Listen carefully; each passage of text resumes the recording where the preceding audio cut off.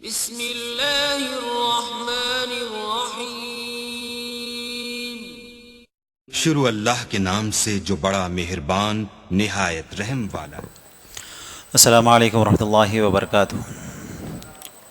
الحمدللہ رب العالمین والصلاة والسلام علی اشرف الانبیاء والمرسلین وعلی آلہ وصحبہ اجمعین ومن تبع احسان اللہ یوم الدین، اما بعد، قال اللہ تعالی فی القرآن المجید والفرقان الحمید، فاعوذ باللہ من الشیطان الرجیم، بسم اللہ الرحمن الرحیم، للذین احسنوا الحسنى وزیادہ۔ سورۃ یونس کے کچھ مضامین آپ لوگوں کے سامنے پیش کیے گئے تھے اور کچھ مضامین باقی ہیں۔ ان مضامین میں ایک مضمون اللہ رب العالمین یہ کہہ رہا ہے کہ قیامت کب آئے گی۔ قیامت کے تعلق سے اللہ رب العالمین نے اشارتاً بیان کیا، قیامت اس وقت آئے گی جب دنیا بن سور جائے گی، دلہن کی طرح خوبصورت ہو جائے گی، ترقی کرنے والے لوگ بڑی ترقی کریں گے اور یہ گمان کر بیٹھیں گے کہ ہمارے ہی ہاتھ میں ہر چیز ہے۔ اللہ تعالیٰ کہتا ہے لوگ گمان کریں گے انہم قادرون علیہا، کہ ہم ہر چیز پر قدرت رکھنے والے ہیں۔ جب ایسا معاملہ ہوگا وَظَنَّ أَهْلُهَا أَنَّهُمْ قَادِرُونَ عَلَيْهَا، جب یہ دنیا کے لوگ یہ سمجھیں گے کہ ہماری مٹھی میں سب کچھ ہے، تو جب اللہ تعالیٰ کا حکم آئے گا آتاها امرنا لیلا او نہارا، اچانک اللہ کا حکم آئے گا رات میں یا دن میں، اور اللہ تعالیٰ دنیا کو ایسے بنا دے گا کہ گویا کہ تم سمجھو گے کل کے دن کہ گویا کہ دنیا کچھ تھی ہی نہیں۔ تو آج جو منظر ہم دیکھ رہے ہیں یہی معاملہ ہے۔ دیکھیے آج دنیا اتنی ترقی کر چکی ہے، لوگ اتنے ترقی کر چکے ہیں کہ سب کچھ اپنے آپ میں یہ سمجھ رہے ہیں کہ ہمارے ہاتھ میں، ہماری مٹھی میں سب کچھ ہے۔ آسمان تک پہنچا انسان، غرور و تکبر کی انتہا نہیں، کہ غرور و تکبر میں اتنا مگن ہے کہ وہ سمجھ رہا ہے کہ ہم ہی ہر چیز پر قدرت رکھنے والے ہیں۔ تو اللہ تعالیٰ کہہ رہا ہے کہ قیامت اس وقت آئے گی جب انسان یہ سمجھیں گے کہ ہر چیز ہماری ہی قدرت میں ہے، تو اچانک اللہ کا عذاب آئے گا، اللہ کا وعدہ آ جائے گا جس کو قیامت کہتے ہیں، اور جب آئے گا تو دنیا تہس نہس ہو جائے گی، گویا کہ جب کل صبح ہوگی تو لوگ سمجھیں گے دنیا کو دیکھ کر کچھ یہاں تھا ہی نہیں۔ اس کے بعد اللہ رب العالمین اہل ایمان کی صفت بتاتے ہوئے کہتے ہیں کہ اہل ایمان وہ ہیں للذین احسنوا الحسنى، جب یہ نیکی کرتے ہیں تو انہیں حسنہ یعنی جنت دی جائے گی، وزیادہ، اور جنت سے بڑھ کر اور مزید چیزیں ان کی ملے گی۔ مفسرین کہتے ہیں کہ زیادہ سے مراد یہ ہے کہ اللہ رب العالمین کا دیدار نصیب ہوگا۔ جنت میں اللہ تعالیٰ بہت سارے نعمتوں سے نوازے گا، لیکن ان نعمتوں میں جو سب سے بڑی نعمت ہے وہ ہے اللہ تعالیٰ کا دیدار، اللہ تعالیٰ کی رویت۔ جب اللہ تعالیٰ جنتیوں کو جنت میں ڈال دے گا، جہنمیوں کو جہنم میں ڈال دے گا، جنتیوں کو نعمتوں سے نوازے گا اللہ تعالیٰ، جو کچھ ان لوگوں نے سوچا نہیں تھا، ان لوگوں نے سنا نہیں تھا، وہ تمام چیزیں انہیں دی جائے گی۔ اللہ تعالیٰ جب جنتیوں سے سوال پوچھے گا جو میں نے تم سے وعدہ کیا تھا، کیا میں نے اس وعدے کو نبھایا ہے کہ نہیں، تو تمام جنتی کہیں گے ایک زبان ہو کر اے اللہ، تو نے جو وعدہ کیا تھا جنت کا اس سے کئی زیادہ ہم نے یہاں پایا۔ تو اللہ رب العالمین کہے گا کہ کسی چیز کی کمی ہے، تو وہ لوگ کہیں گے کسی چیز کی کمی نہیں ہے۔ تو اللہ تعالیٰ کہے گا ایک اور نعمت میری باقی ہے، پھر وہ بندے سمجھیں گے کہ کیا وہ نعمت ہے، تو اس وقت اللہ رب العالمین اپنا دیدار نصیب کرے گا۔ لوگ دیکھیں گے، جنتی دیکھیں گے اور سجدے میں گر پڑیں گے اور یہی کہیں گے اے اللہ، تیرا دیدار ہونے کے بعد، تجھے دیکھنے کے بعد جتنی جنت کی نعمتیں ہیں وہ تمام کی تمام پھیکی پڑ گئی، وہ تمام کی تمام پھیکی پڑ گئی، کچھ نہیں ہے تیرے دیدار کے سامنے۔ تو پتا چلا کہ سب سے بڑی نعمت جنت کی اللہ رب العالمین کا دیدار ہے۔ تو جب دعائیں ہم کرتے ہیں ان دعاؤں میں ایک دعا یہ بھی ہونا چاہیے کہ اے پروردگارہ ہمیں تیرا دیدار نصیب عطا فرما، یہ دعا ہمیں کرنا چاہیے۔ اللہ تعالیٰ سے دعا ہے کہ اللہ تعالیٰ ہمیں اپنا دیدار نصیب کرے، آمین۔ اس کے بعد اللہ رب العالمین نے قرآن مجید کے متعلق کہا کہ قرآن مجید یہ وہ کتاب ہے جو رہتی قیامت تک کے لیے چیلنج ہے، یہ معجزہ ہے اللہ کی جانب سے۔ اللہ تعالیٰ کہتا ہے یہ لوگ کہتے ہیں ام یقولون افترا، کہ تم نے اس کو گھڑ لیا ہے۔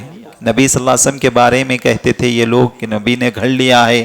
اللہ تعالیٰ کہتا ہے یہ تو نبی تم میں ہی کے ہیں، پڑے ہیں، بڑے ہوئے ہیں، تمہارے درمیان رہے ہیں، تم نے اس کی 40 سالہ زندگی دیکھی ہے، نہ وہ کسی مدرسے کو گئے، نہ کسی اسکول کو گئے، نہ کسی کے پاس پڑھے ہیں۔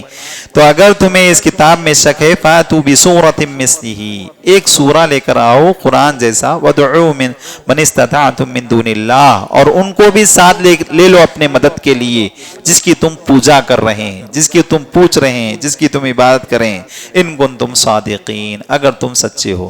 تو یہ جو چیلنج ہے رہتی قیامت تک کے لیے چیلنج ہے۔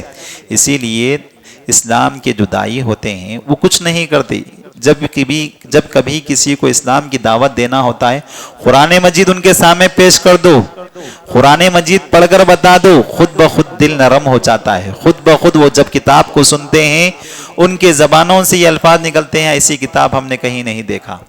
تو یہ داعی کا اصول ہے، دعوت کا اصول ہے۔ آپ دنیا کی کتنے بھی مثالیں دے دو اس کا جواب پر جواب دیتے جائیں گے، لیکن آپ قرآن کو پیش کر دو، یہ چیلنج والی کتاب ہے، اس جیسی کتاب، کیونکہ یہ چیلنج اللہ نے پیش کیا ہے، اللہ نے پیش کی، رہتی قیامت تک کے لیے چیلنج ہے۔ اور جب چیلنج کے طور پر جب پیش کیا جاتا ہے اس کتاب کو، پوری دنیا اس کے سامنے عاجز آ جاتی ہے، گھٹنے ٹیک دیتی ہے۔ اس کے بعد اللہ رب العالمین اسی کتاب کے متعلق، قرآن مجید کے متعلق کہتا ہے قرآن مجید یہ نصیحت والی کتاب ہے جو تمہارے پروردگار کی جانب سے۔ اللہ اکبر، کیسی نصیحتیں ہمیں ملتی ہے اس کتاب میں، ہر قسم کی نصیحت۔ جب کسی مسئلے کو ہماری جو زندگی میں آتی ہے، اس مسئلے کو حل کرنے کا ایک واحد ذریعہ قرآن مجید کو مضبوطی سے تھام لو، مسائل حل ہو جائیں گے۔ ہماری زندگی کی جو بھی گوشہ ہے، جو بھی پہلو ہے، اس کو تلاش کیجئے قرآن مجید میں، پڑھ کر دیکھیے، آپ کو وہ پہلو، آپ کو وہ گوشہ اللہ رب العالمین بآسانی حل کر بتا دیتا ہے۔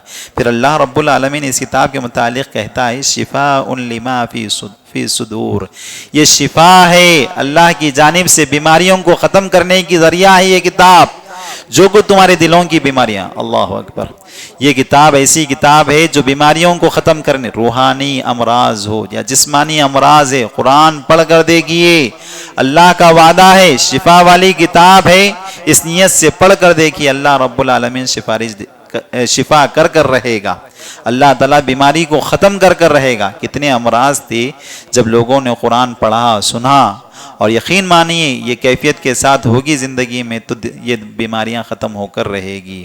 ایسے لوگ جو کینسر میں مبتلا تھے، جب ان کے سامنے سورۃ الرحمن کی آیتیں پڑھی گئی، اللہ اکبر، وہ دن بدن ان کے جسموں سے یہ مرض ختم ہوتا رہا اور صحت یاب ہوئے۔ اور یہ دنیا شاہد ہے اس بات کی، جب کہ بیمار تھے اور بیماری میں اس قدر مبتلا تھے، ڈاکٹروں نے کہہ دیا لا علاج بیماری ہے، اس کا کوئی علاج نہیں ہو سکتا، لیکن جب ان کے سامنے قرآن پڑھا گیا، سورۃ الرحمن پڑھا گیا، دن بدن ان کے صحت میں بڑھوتری آتے گئی اور شفا انہیں حاصل ہو گئی۔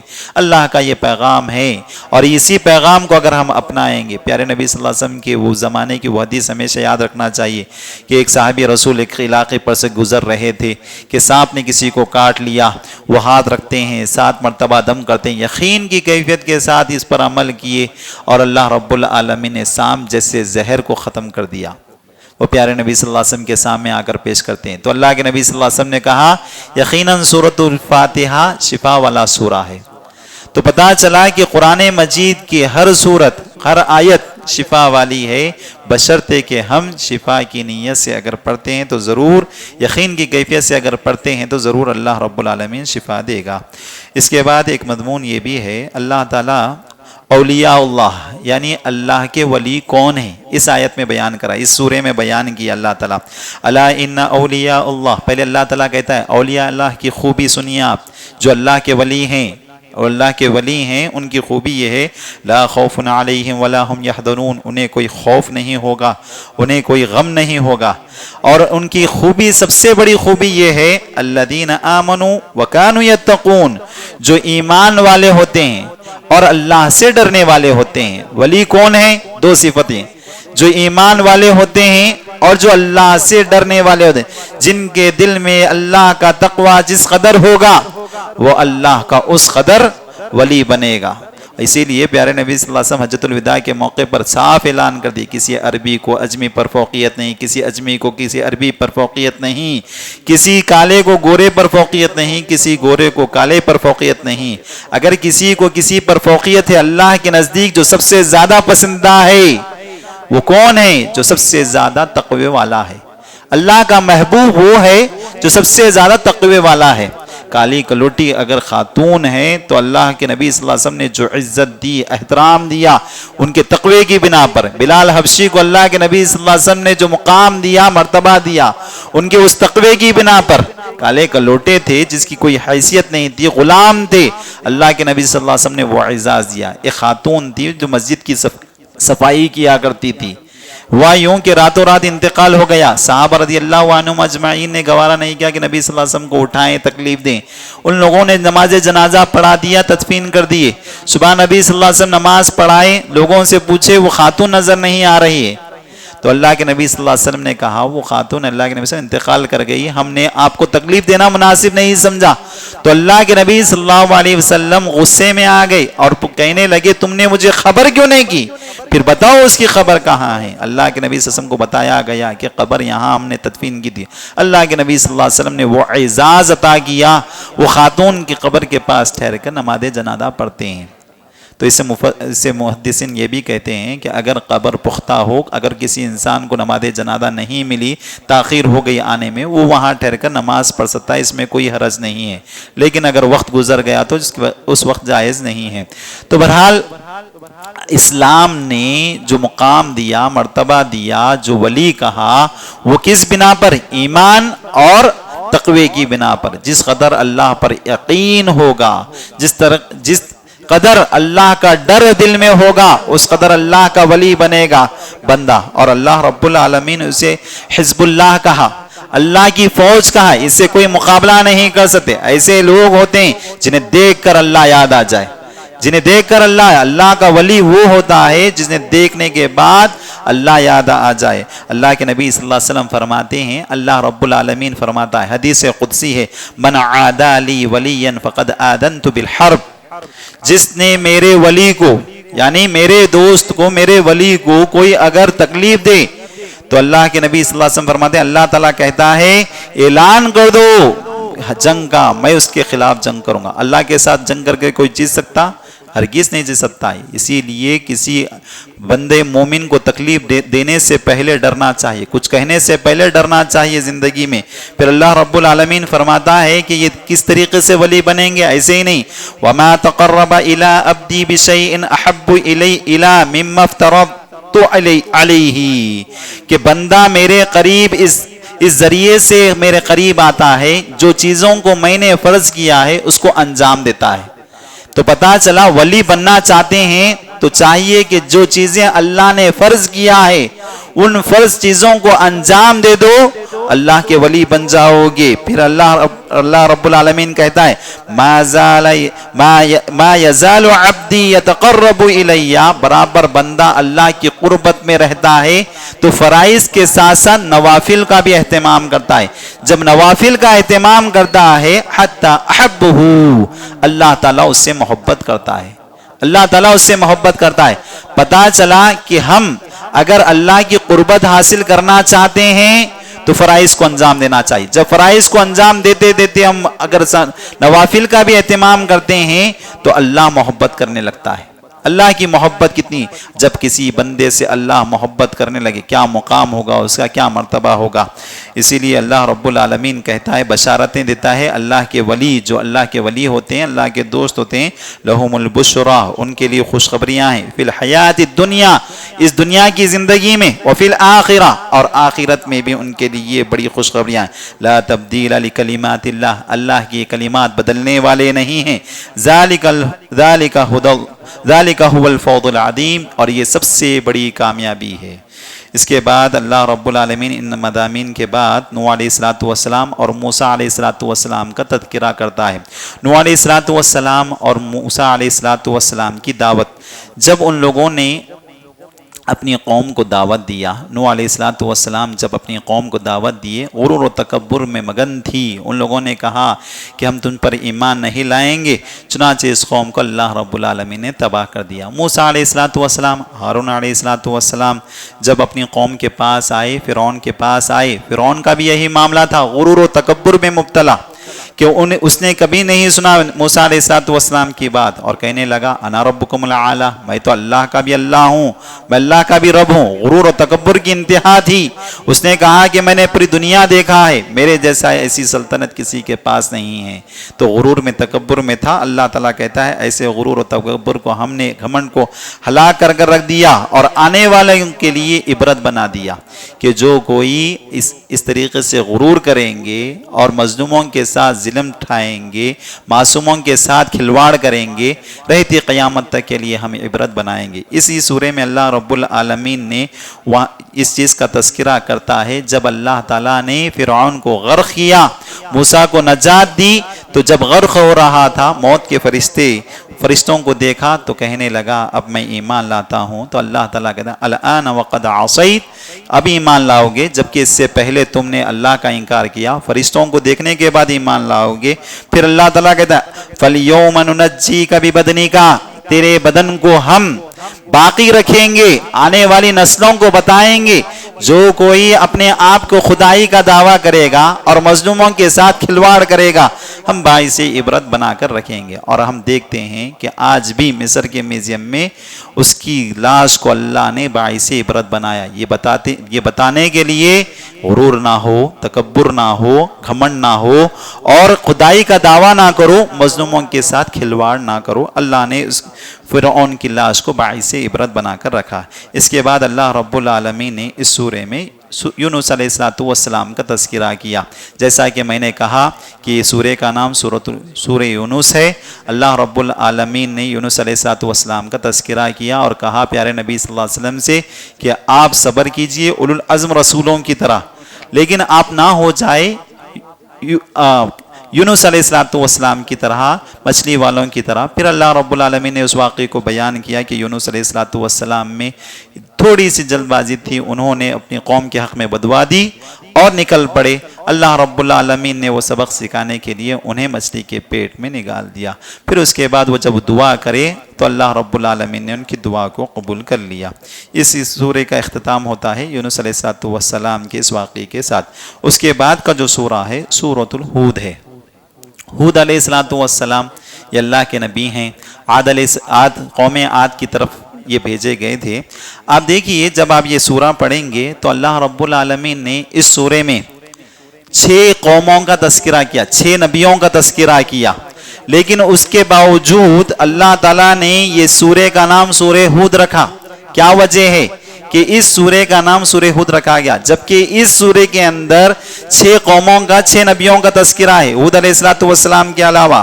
اس کی وجہ یہ بتاتے ہیں مفسرین کہ ہود علیہ السلام کا معاملہ یہ تھا جب انہوں نے اپنی قوم کو دعوت دی توحید کی۔ قوم کا معاملہ دیکھیے، قوم کیسی قوم کہ اس قدر اللہ نے طاقت عطا کیا تھا کہ وہ اپنے ہاتھوں سے پہاڑوں کو تراش دیا کرتے تھے، اور ان کے اندر غرور و تکبر کی انتہا یہ تھی، اس قدر طاقت تھی، من اشد منا قوہ کہا کرتے تھے، میرے سے زیادہ طاقتور کون ہے، ہم سے زیادہ طاقتور کون ہے۔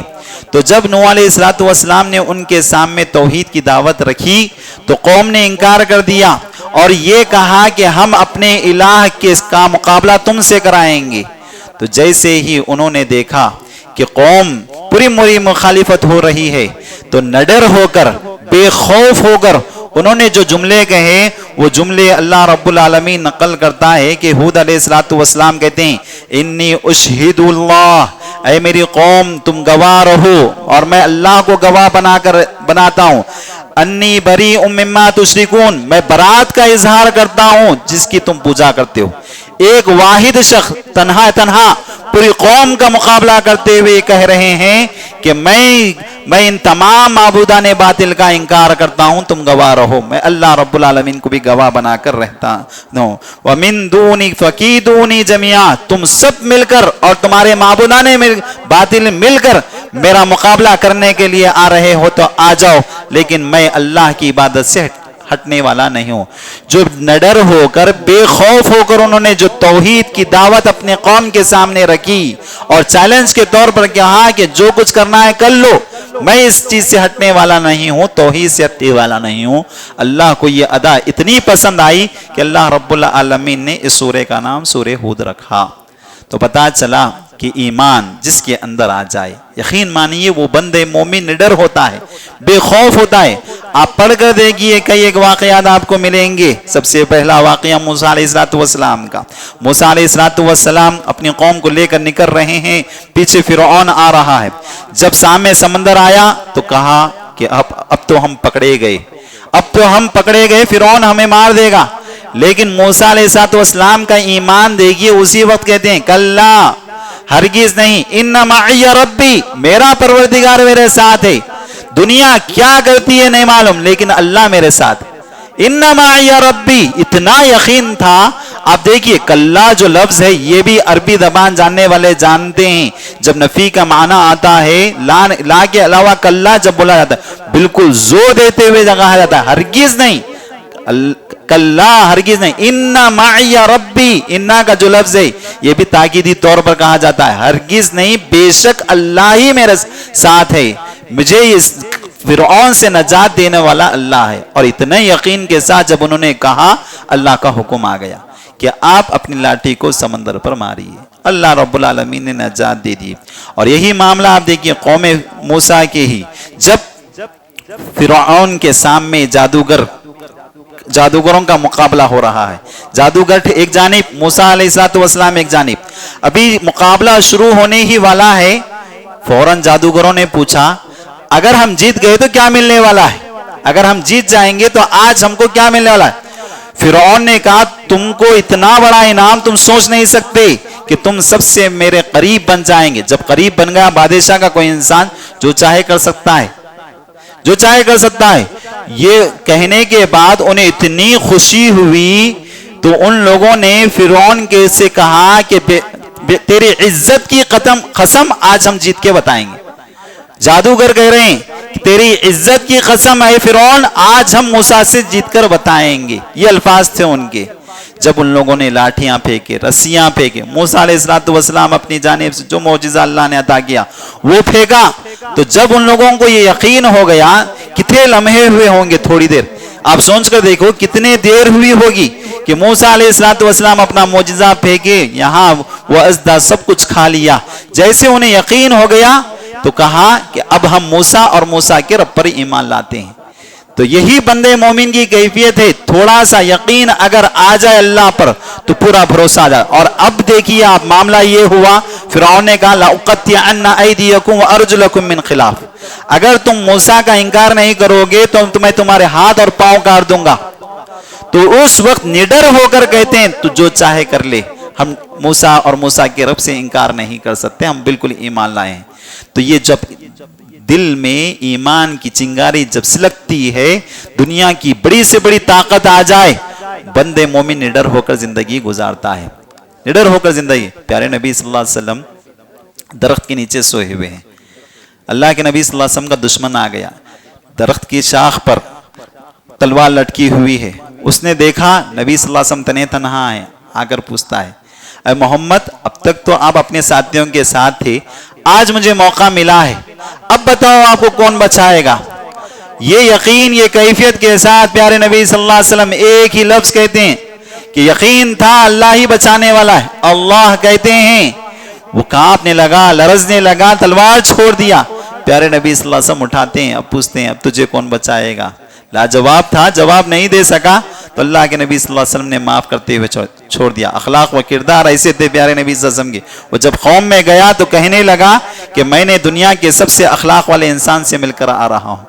تو یہ جو کیفیت ہوتی ہے اللہ پر ایمان ہونے کی, جب بندے مومن کو یہ کیفیت آ جائے, نڈر اور بے خوف ہو جاتا ہے. غار ثور پر ہے اللہ کے نبی, غار ثور کے نیچے اللہ کے نبی دشمن سامنے اوپر آ کر کھڑ گیا. ابو بکر رضی اللہ تعالیٰ عنہ کہہ رہے ہیں اللہ کے نبی صلی اللہ علیہ وسلم دشمن سر پر ہے. یقین تھا کہ دشمن کچھ نہیں بگاڑ سکتا, ہم ہجرت کر رہیں گے, مدینہ پہنچ کر رہیں گے. اللہ کے نبی صلی اللہ علیہ وسلم نے کہا لا تحزن ان اللہ معنا, آپ گھبرائیے نہیں, یقیناً اللہ ہمارے ساتھ ہے. جب یہ ایمان تھا تو یقین مانیے اللہ تعالیٰ کہتا ہے ہم نے ان پر سکونت نازل کر دیا, دشمن سے خوف نکال کر رکھ دیا دلوں سے, ڈرنے کی. اسی لیے پیارے نبی صلی اللہ علیہ وسلم کی جو خوبیاں اور خصوصیتیں بتائی گئی کہ ان جو فضیلتیں پیارے نبی صلی اللہ علیہ وسلم کو اللہ نے جو عطا کیا, ان میں سے ایک خوبی اور خصوصیت یہ تھی کہ جب اللہ کے نبی صلی اللہ علیہ وسلم کسی جنگ کے لیے نکل رہے ہیں تو دشمن کو 1 مہینے سے پہلے وہ اس کے دل میں اللہ کے نبی صلی اللہ علیہ وسلم کا رعب, دبدبا اللہ تعالیٰ پیدا کر دیتا ہے. وہ کانپتا ہے, لرزتا ہے. کس بنا پر؟ ایمان کی بنا پر. ایمان کی بنا پر دشمن کانپ رہا ہے, لرز رہا ہے, خوف کھا رہا ہے مسلمانوں سے اور نبی صلی اللہ علیہ وسلم سے. اس کی وجہ یہ ہے کہ وہ ان کے پاس جو ایمان ہے وہ کسی اور کے پاس نہیں ہو سکتا. تو یہاں ہود علیہ السلام کا اللہ رب العالمین نے تذکرہ کیا. اس سورہ کا نام اللہ رب العالمین نے ہود رکھا. اس کے وجہ تسمیہ یہی ہے کہ جو ہود علیہ السلام نے جو الفاظ اپنے قوم کے سامنے کہے ہیں, نڈر ہو کر, بے خوف ہو کر, وہ الفاظ اللہ رب العالمین کو اتنے پسند ہیں کہ اللہ رب العالمین نے اس سورہ کا نام سورہ ہود رکھا ہے. اسے مفسرین کہتے ہیں. اللہ رب العالمین اس سورے میں یہ کہتا ہے کہ اس روئے زمین پر جتنے بھی جاندار ہیں, یہ تمام کے تمام جاندار کا رزق اللہ ہی دیتا ہے, اور اللہ رب العالمین جانتا ہے کہ کس کو کتنی ضرورت ہے, اور اللہ تعالیٰ اس ضرورت کے مطابق اللہ تعالیٰ نے اپنی کتاب میں تقدیر میں لکھ کر رکھا ہے. بندہ جتنا چاہے کوشش کر لے, لیکن تقدیر میں جو چیز متعین ہے وہی چیز اس کو حاصل ہو کر رہے گی. اللہ رب العالمین نے بیان کیا. پھر اللہ تعالیٰ اپنی قدرت کی نشانی بتاتے ہوئے کہتا ہے اللہ وہی ہے جس نے آسمان و زمین کو 6 دن میں پیدا کیا, اور اللہ کا عرش پانی پر تھا. اللہ تعالیٰ نے تمہیں اس لیے پیدا کیا تاکہ تمہیں آزمائے کہ تم میں کون اچھا عمل کرے گا. تو اللہ تعالیٰ نے ہماری زندگی اس لیے دی تاکہ ہمیں آزمائے کہ ہم میں کون اچھا عمل کرے گا. اللہ تعالیٰ یہ بھی کہتا ہے کہ یہ مشرکین عرب دوبارہ پیدا کرنے کو جادو سمجھا کرتے تھے. وہ کہا کرتے تھے کہ محمد جو کہہ رہے ہیں کہ دوبارہ زندہ کریں گے اللہ تعالیٰ, تو یہ کیا ہے؟ جادو ہے. اللہ تعالیٰ نے نفی بیان کی, ہرگز نہیں, یہ اللہ رب العالمین تمہیں دوبارہ پھر سے اٹھائے گا, تم سے سوالات اور جوابات کرے گا. جو اچھے عمل کریں گے انہیں جنت ملے گی, جو برے عمل کریں گے انہیں اللہ تعالیٰ ان کے عمل کے حساب سے بدلہ دے گا. اس کے بعد اللہ رب العالمین ایک مضمون کو بتاتے ہوئے میں اپنی بات کو ختم کرتا ہوں. انسان کی فطرت اور عادت کو بیان کیا اللہ تعالیٰ کہ تنگ دستی میں اور خوشحالی میں یہ انسان کی فطرت ہوتی ہے, عجیب و غریب کیفیت ہوتی ہے. لیکن بندے مومن کی کیفیت ایک اور ہوتی ہے. اللہ تعالیٰ کہتا ہے وَلَئِنْ أَذَقْنَا الْإِنسَانَ, جب ہم انسان کو کوئی چیز پہنچاتے ہیں, اللہ کی رحمت اسے پہنچتی ہے تو بے فکر ہو کر رہتا ہے. پھر ہم اس کے پاس سے وہ رحمت کو ہٹا دیتے ہیں, مایوس ہو جاتا ہے, ناشکرا ہو جاتا ہے. اور جب ہم کسی نعمت سے مصیبتوں کے بعد پہنچاتے ہیں تو وہ یہ کہتا ہے کہ یہ تمام مصیبتوں کو میں نے ہٹایا ہے. اللہ اکبر. بندے کا غرور اور تکبر دیکھیے, جو گھمنڈ دیکھیے, انسان کا غرور اور تکبر دیکھیے. کوئی مصیبت اس کی زندگی میں آئی, اللہ تعالیٰ وہ اس مصیبت کو ہٹاتا ہے, لیکن وہ کیا کہتا ہے میں اپنی کوششوں کے ذریعے میں نے اس مصیبت کو ہٹایا ہے. اللہ رب العالمین کہتا ہے یہ عجیب انسان ہے, جب اسے کوئی تکلیف پہنچے تو گھبراتا ہے, جب اسے کوئی راحت پہنچے تو ناشکرا بن جاتا ہے. پھر اللہ تعالیٰ کہتا ہے اِلَّا الَّذِينَ صَبَرُوا, لیکن ایمان والوں کی کیفیت وہ نہیں ہوتی, صبر کرنے والوں کی کیفیت نہیں ہوتی. وہ ہمیشہ ہر چیز کو اللہ کی جانب منسوب کرتے ہیں. اولئک لہم مغفرۃ و اجر کبیر, ان کے لیے مغفرت ہے اور بہت بڑا اجر اجر ملنے والا ہے۔ تو یہ انسان کے مزاج ہے، انسان کی طبیعت ہے، جب اسے کوئی پریشانی مل گئی تو اللہ سے گڑ گڑاتا ہے، جب مصیبت ہٹ گئی تو اللہ کو بھول جاتا ہے۔ یہ انسان کی فطرت ہے۔ ہمیں چاہیے کہ ہم اللہ کو مصیبت میں بھی اور خوشحالی میں بھی اللہ تعالیٰ کو ہمیشہ یاد رکھیں۔ اللہ تعالیٰ سے دعا ہے کہ اے پروردگارہ، جو کچھ ہم نے سنا ہے اس پر عمل کی توفیق عطا فرمائیں۔ آمین یا رب العالمین۔ الحمدللہ رب العالمین، صلی اللہ علی نبی۔